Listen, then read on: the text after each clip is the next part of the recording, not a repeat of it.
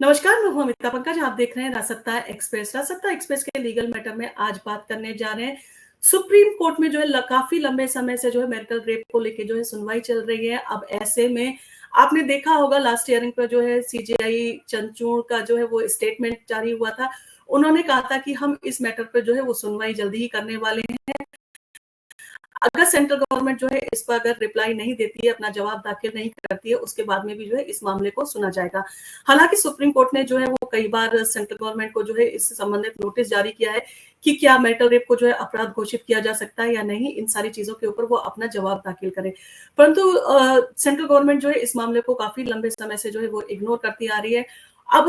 CGI का जो है वो उन्होंने साफ तौर पे कह दिया है कि अगर सेंट्रल गवर्नमेंट अपना जवाब नहीं दाखिल कर रही है, उसके बाद में भी हम इस मामले की जो है सुनवाई स्टार्ट करेंगे। और जब इस मामले की सुनवाई स्टार्ट होगी तब आके सेंट्रल गवर्नमेंट को अपना जो है आर्ग्यूमेंट करना ही पड़ेगा। तो इन सारी चीजों को लेके जिस तरह से एक्टिविस्ट जो है वो मांग कर रहे थे, जिस तरह से पिटिशंस जो है वो फाइल की गई थी, तो इन सारी चीजों को लेके जो है काफी जो एडवोकेट्स थे वो भी लगातार सीजीआई से जो है अनुरोध करते आए हैं कि मैरिटल रेप को जो है वो एक जो है अपराध घोषित करना चाहिए। और इन सारी चीजों को लेके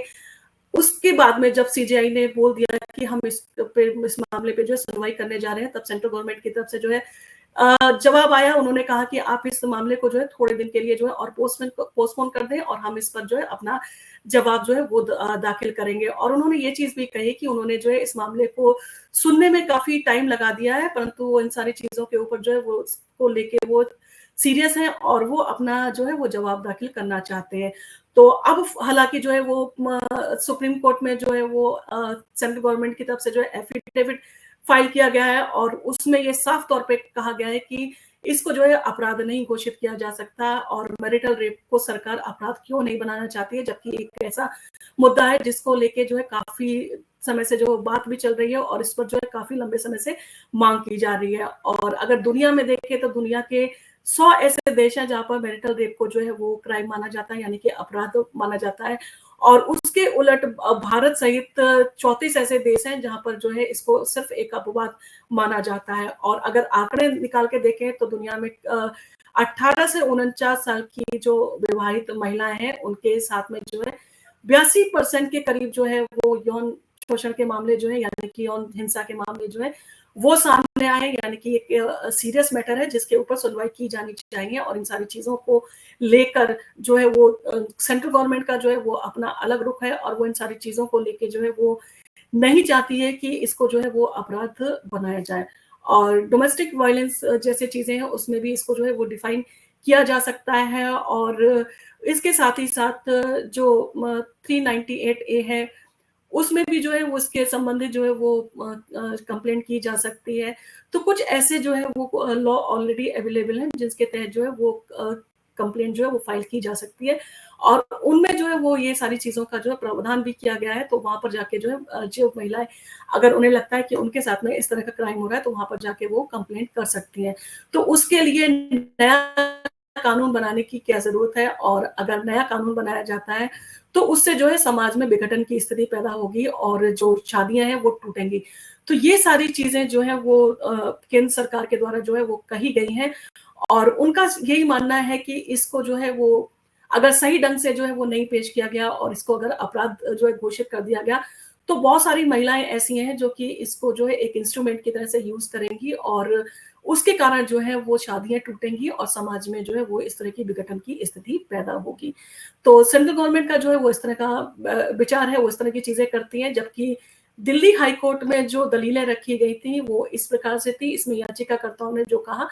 वो जो है वो इस तरह से है कि ये प्रावधान असंवैधानिक है क्योंकि ये एक महिला के अपने शरीर पर अधिकार के खिलाफ है। और चाहे कोई महिला विवाहित हो या उसको लेकर उसके अधिकारों में जो है कोई भेदभाव जो है नहीं किया जा सकता, चाहे वो विवाहित हो चाहे वो अविवाहित हो। और बलात्कार बड़ा अपराध है और इसमें सजा भी ज्यादा है। लेकिन दूसरे जो अपराध है उसमें इतनी सजा नहीं है, क्योंकि अगर आप डोमेस्टिक वायलेंस को देखें तो वो एक सिविल लॉ है जिसके अंतर्गत जो है आप ऐसा नहीं मान सकते कि जो क्रिमिनल लॉ है उसके तहत जो सजाएं दी जाती हैं वो उसमें भी दी जाएंगी। तो ये सारे जो है कुछ दलीलें जो है वो कही जा रही हैं। इसके साथ साथ उसमें ये भी कहा जा रहा है कि एक बार जब अदालत इस अपवाद को खत्म कर देगी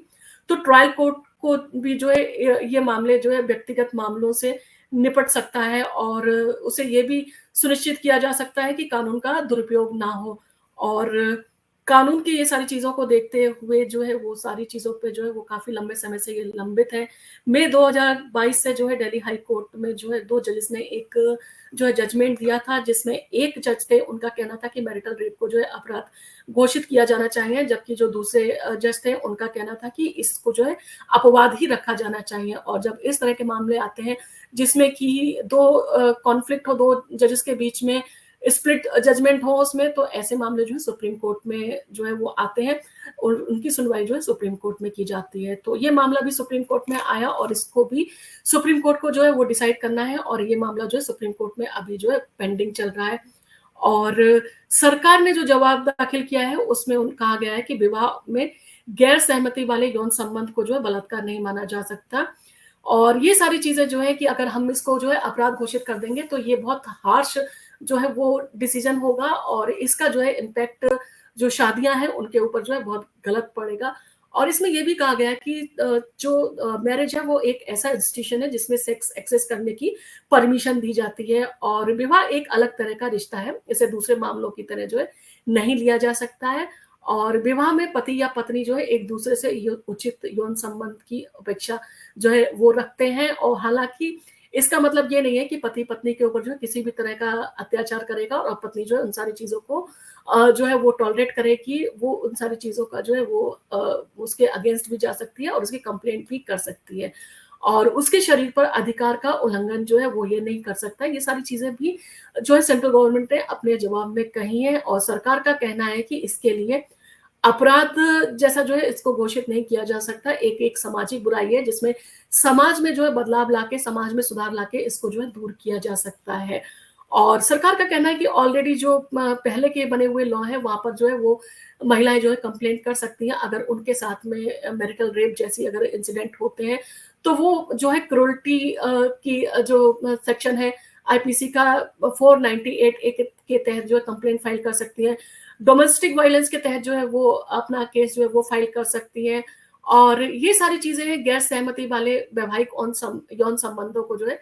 मैरिटल जो है रेप नहीं घोषित किया जा सकता। अगर इनको मैरिटल रेप अगर घोषित किया तो इससे जो है विवाह संस्था में जो है डिस्टर्बेंस पैदा होगा और हो सकता है कि इससे जो है काफी जो है विघटन की स्थिति हो। और ये मुद्दा जो है वो कानूनी नहीं, सामाजिक सुधार का है, तो इसमें जो है सुधार किए जाने की जरूरत है। और मैरिटल रेप को अपराध घोषित कर देंगे तो झूठे मामलों की जो है वो बाढ़ आ सकती है। और बीएनएस 2023 के जो सेक्शन 85 है उसमें इससे संबंधित जो है प्रावधान दिए गए हैं और आईपीसी के सेक्शन 498 ए में भी जो है वो प्रावधान दिए गए हैं। और सुप्रीम कोर्ट ने जो है इस पर केंद्र सरकार के साथ साथ जो है राज्य सरकारों से भी जो है उनके जवाब मांगे थे और इसमें 19 राज्यों ने जो है अपने जवाब जो है वो सबमिट किए थे। और दिल्ली, त्रिपुरा, कर्नाटक का कहना है कि मैरिटल रेप जो है एक्सेप्शन नहीं होना चाहिए, उसे जो है वो रेप की कैटेगरी में जो है लाके रखा जाना चाहिए। जबकि 6 राज्यों ने जो है कोई भी स्टैंड नहीं लिया, उन्होंने इन सारी चीजों के ऊपर कोई भी जो है वो न्यूट्रल रहे, वो इन सारी चीजों के ऊपर कोई स्टैंड नहीं लिया है। और 10 राज्यों का मानना है कि मैरिटल रेप को जो है वो अपवाद ही रखा रहना चाहिए, यानी कि उसे एक एक्सेप्शन ही माना जाना चाहिए, उसमें जो है किसी भी तरह का कोई बदलाव नहीं किया जाना चाहिए।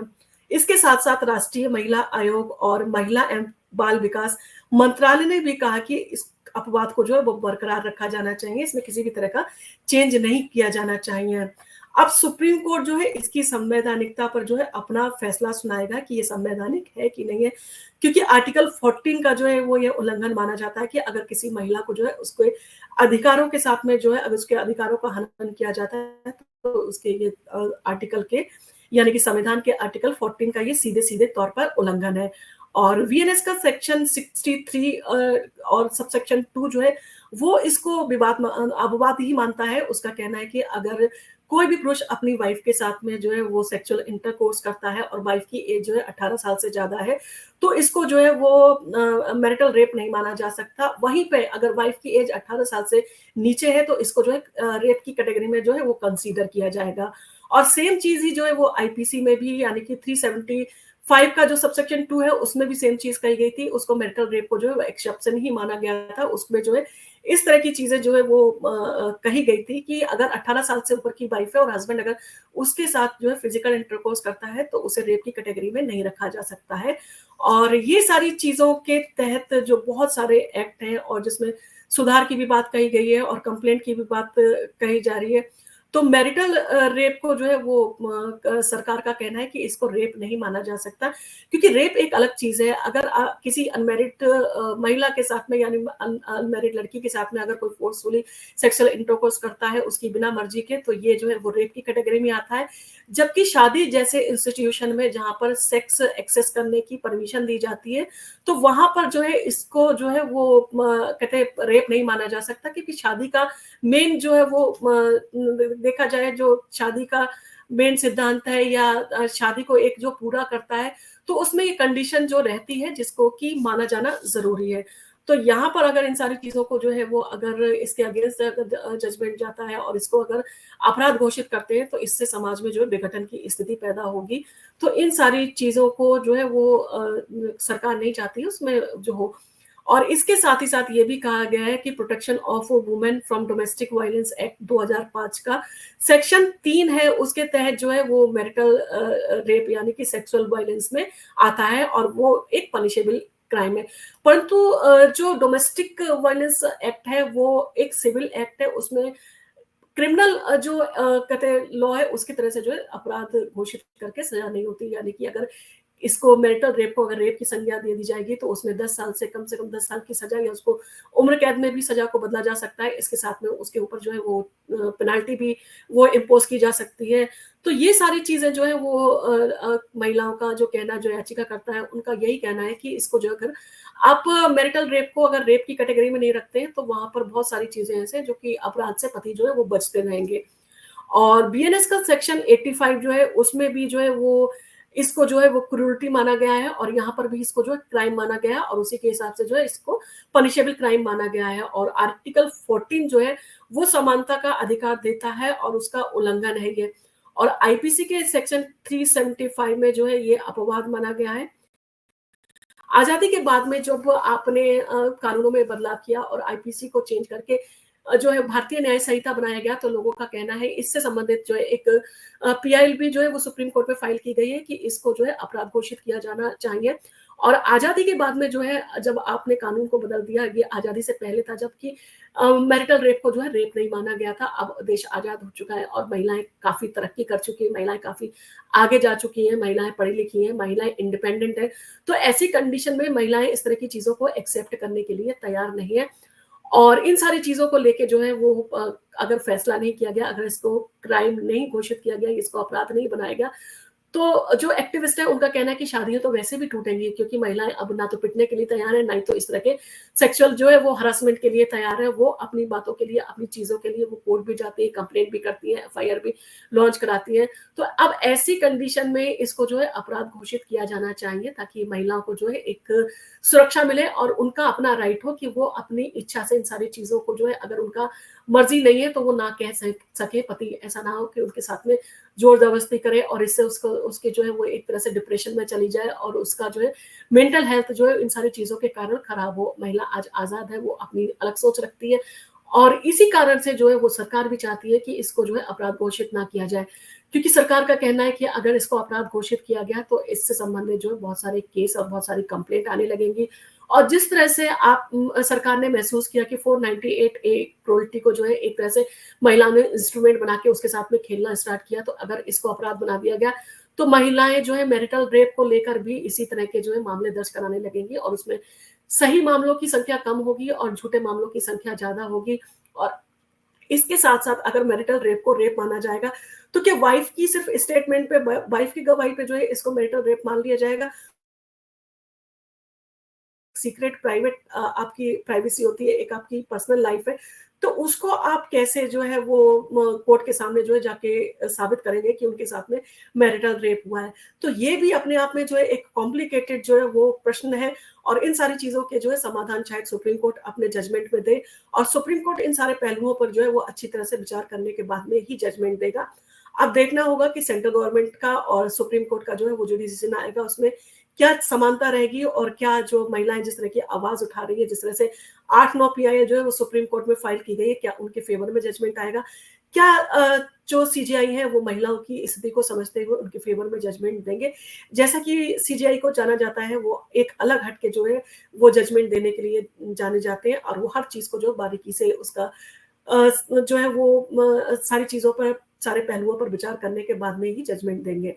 अब देखना होगा कि सुप्रीम कोर्ट की अगली सुनवाई में इन सारी चीज़ों के ऊपर क्या डिसीजन आता है। आपको अगर हमारा वीडियो पसंद आया हो तो आप इसको लाइक कीजिए, शेयर कीजिए, सब्सक्राइब कीजिए। हम आपके लिए इसी तरह के वीडियो लेके आते रहेंगे। धन्य